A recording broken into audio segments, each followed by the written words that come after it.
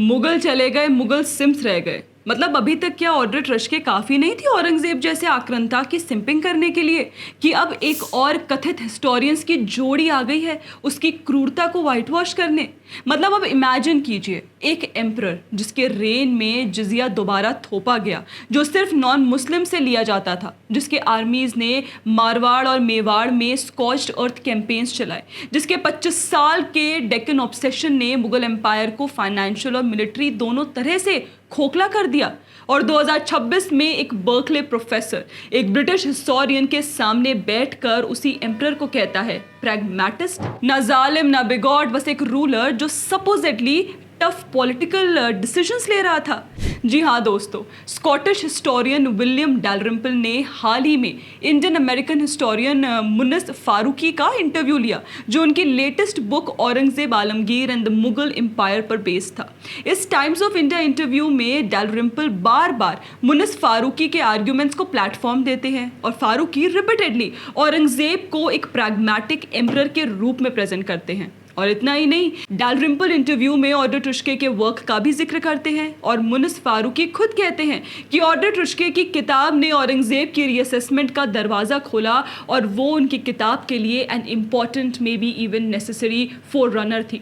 यानी ये कोई आइसोलेटेड ओपिनियन नहीं है, ये एक पूरी हिस्टोरियोग्राफिकल स्कूल है जो औरंगजेब को बारबरिक रूलर नहीं बल्कि एक मिसअंडरस्टूड और प्रैग्मेटिक एम्परर के रूप में प्रेजेंट करना चाहती है। इनफैक्ट ऑड्रे टृष्के की औरंगजेब प्रेम कहानी पर हमने अपने चैनल पर कई वीडियोस किए हैं, जिसके लिंक यहाँ आई बटन में अटैच्ड है। बाकी देखिए, विलियम के साथ अपने इंटरव्यू में मुनिस फारूकी सिर्फ इतना ही नहीं कहते, वो सीधा भारत के सबसे प्रमुख मुगल हिस्टोरियन जादूनाथ सरकार को चैलेंज करते हैं। उनका कहना है कि Jadunath Sarkar saw a bigot, I see a pragmatist. उनके मुताबिक औरंगजेब ने Islam inspired policies non Muslims को ऑप्रेस करने के लिए नहीं, बल्कि एम्पायर के पॉलिटिकल, सोशल और फाइनेंशियल प्रॉब्लम सॉल्व करने के लिए लागू की थी। वो ये भी कहते हैं कि औरंगजेब ने फोर्सफुल कन्वर्जन्स इसलिए नहीं करवाए क्योंकि वो जानता था कि ऐसा करना एम्पायर के लिए पॉलिटिकली डैमेजिंग होता। सवाल ये है कि क्या किसी हिस्टोरिकल फिगर को कंटेक्स्ट में देखना गलत है?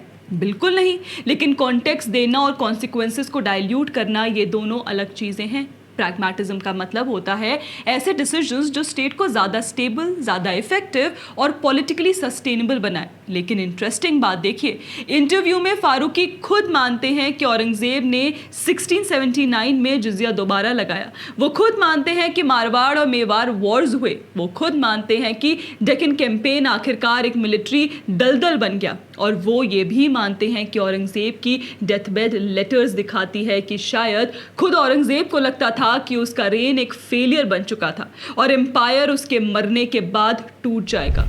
तो फिर सवाल ये है, अगर आउटकम ये था कि एम्पायर फाइनेंशियली एग्जॉस्ट हो गया, राजपूत अलायंसेस टूट गए, सिख रेजिस्टेंस बढ़ गई, डेक्कन ने ट्रेजरी खाली कर दी और मुगल स्टेट ओवर एक्सटेंडेड हो गए, तो फिर उन्हें प्रैग्मेटिस्ट किस अर्थ में कहा जा रहा है? देखिए, प्रैग्मेटिज्म इंटेंशन से नहीं आउटकम से जज होता है। अगर कोई रूलर अपनी आइडियोलॉजिकल प्रेफरेंसेस के बेसिस पर ऐसे डिसीजंस लेता है जो आखिरकार स्टेट को कमज़ोर कर दे, कोलिशन को तोड़ दे और रेजिस्टेंस को बढ़ा दे, तो उससे प्रैग्मेटिज्म नहीं कहा जाता। इसी लॉजिक से देखिए, अगर कल कोई डोनाल्ड ट्रंप या किसी और कंट्रोवर्शियल रूलर को सिर्फ इसलिए प्रैग्मेटिस्ट कह दे क्योंकि उसके हर कदम के पीछे कोई पॉलिटिकल कैलकुलेशन थी, तो फिर तो प्रैग्मेटिज्म शब्द का मतलब ही खत्म हो जाएगा।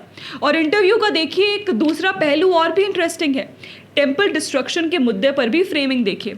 मुनिस फारूकी का कहना है कि औरंगजेब की temple destroying reputation largely 18th century की पॉलिटिकल मेमोरी का नतीजा है। उनके मुताबिक मराठास, राजपूत्स और दूसरे रीजनल पावर्स ने अपनी लेजिटिमेसी स्टैब्लिश करने के लिए औरंगजेब को टेम्पल डिस्ट्रॉयर के रूप में प्रोजेक्ट किया। यहाँ तक कि वो ये भी कहते हैं कि बाद में virtually every destroyed temple Aurangzeb से जोड़ दिया गया, जबकि उनके हिसाब से ये नैरेटिव बेरली ट्रू है। लेकिन सवाल ये उठता है कि क्या प्राइमरी पर्शियन क्रॉनिकल्स, इंपीरियल फरमान्स, रीजनल रिकॉर्ड्स और इंस्क्रिप्शंस को भी इसी तरह पॉलिटिकल मेमोरी कहकर साइड कर दिया जाएगा, या फिर विक्टिम्स की हिस्टोरिकल मेमोरी को ही एग्जैजरेशन बता दिया जाएगा? क्या ये कम्युनल गैसलाइटिंग नहीं है? जब बार बार ये कहा जाता है कि हिंदूज को औरंगजेब की एंटी हिंदू पॉलिसीज़ को सिर्फ नुआंस्ड पॉलिटिक्स के रूप में देखना चाहिए, तो सवाल उठता है, क्या इसी तरह का नुआंस दुनिया के हर हिस्टोरिकल प्रोसिक्यूटर के लिए अप्लाई किया जाता है, या ये एक्सपेक्टेशन सिर्फ हिंदू से रखी जाती है? और आयरनी देखिए, इंटरव्यू के एंड में जब उनसे पूछा गया कि मुगल्स को स्कूल करिकुलम में कम किया जा रहा है, तो मुनिस फारूकी कल्चर मिनिस्ट्री को सलाह देते हैं कि वो बस द इकोनॉमिस्ट का आर्टिकल पढ़ ले, जिसमें लिखा गया कि the Mughals achievements are Indian achievements. History को सिंप्लीफाई नहीं करना चाहिए, लेकिन हिस्ट्री को सैनिटाइज भी नहीं करना चाहिए। और वैसे भी आपको बता दें कि विलियम भी खुद में कोई कम मुगल एडमायरर नहीं रहे हैं। उन्होंने अपनी पुरानी 2 किताबें द लास्ट मुगल और वाइट मुगल्स में मुगल पीरियड को काफ़ी सिंपैथेटिक नज़रिए से दिखाया है।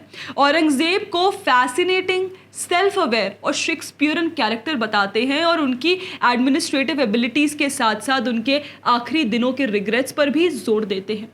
बाकी देखा जाए तो नुआंस का मतलब यहाँ पर अनकंफर्टेबल फैक्ट्स को इग्नोर करना नहीं होता, और कॉन्टेक्स्ट का मतलब कॉन्सिक्वेंसेस को इरेज करना भी नहीं होता। और शायद इसीलिए डिबेट सिर्फ औरंगजेब पर नहीं है, डिबेट इस बात पर है कि इंडिया की हिस्ट्री किस लेंस से लिखी जाएगी, विक्टिम्स के एक्सपीरियंस के लेंस से या सिर्फ रूलर्स के इंटेंशंस के लेंस से।